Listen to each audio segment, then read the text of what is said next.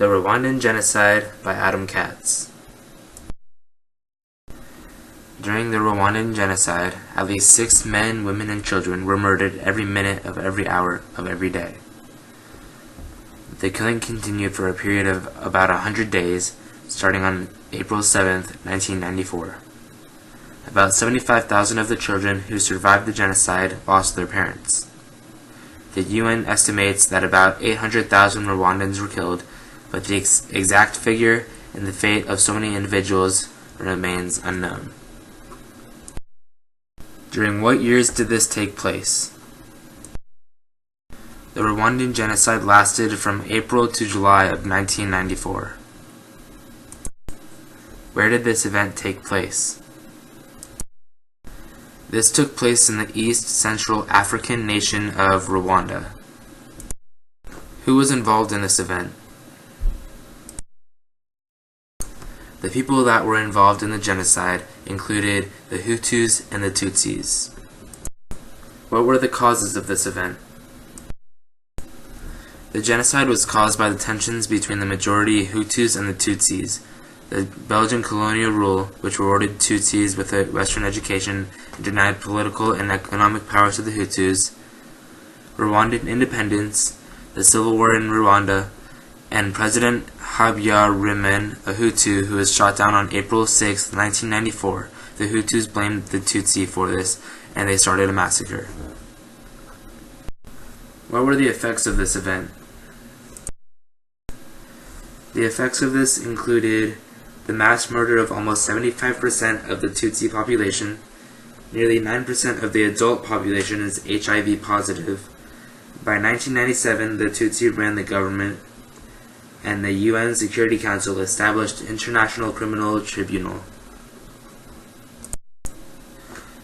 In April of 1994, the president of Rwanda was returning from a summit in Tanzania when a surface-to-air missile shot his plane out of the sky over Rwanda's capital city of Kigali.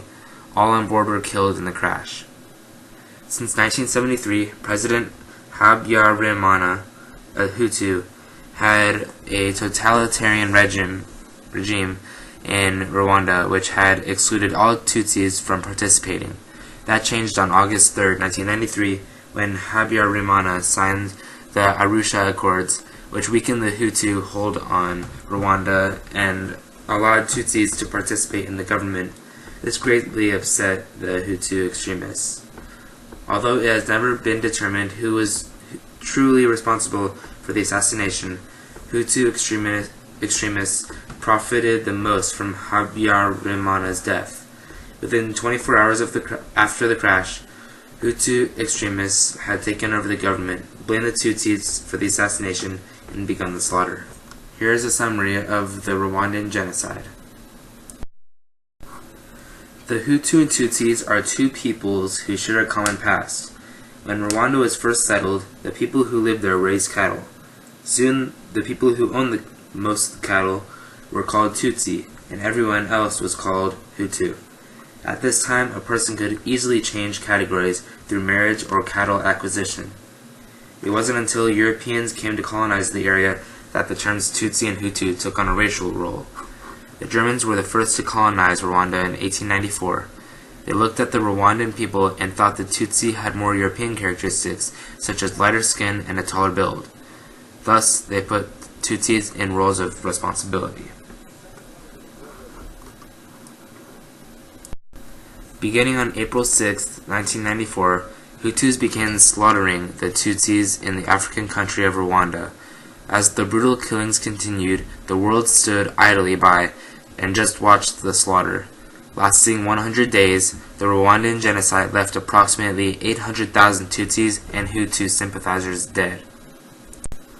What makes this genocide very unique, gory, and saddening is that when the Tutsis would go into churches to hide from the Hutus, one of the Hutus encouraged them to seek sanctuary, but then eventually the killings began with grenades and guns to the Tutsis, and then it changed to machetes and clubs. Killing by hand was tiresome, so the killers took shifts. It took 2 days to kill the thousands of Tutsi who were inside the church. To further degrade the Tutsi, Hutu extremists would not allow the Tutsi dead to be buried. Their bodies were left where they were slaughtered, exposed to the elements, eaten by rats and dogs. Many Tutsi bodies were thrown into rivers, lakes, and streams in order to send the Tutsis back to Ethiopia, a reference to the myth that the Tutsi were foreigners and originally came from Ethiopia.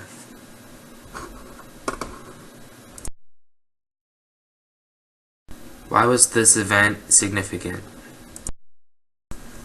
What many people don't know is that in the year of 1933, every citizen in Rwanda had to carry an identification card stating if they are a Hutu or a Tutsi. This shows that not everyone in the world has overcome racism.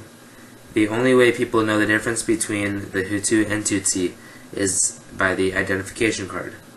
The 100 Days of Tragic event has been an impact because the United Nations that was created after the Holocaust to prevent any future genocides in the world was looked at differently.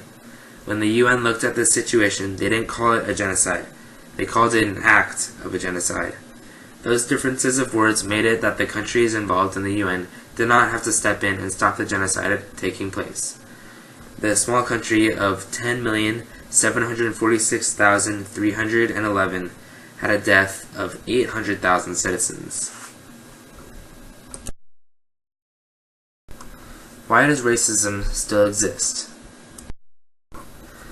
In my opinion, people don't like other people who are different. I don't know why some people think it's right to create a genocide of the different people just purely out of hate or because they are different. The genocide in Rwanda shows that the world can always improve and will never be perfect because there will always be hate towards different people.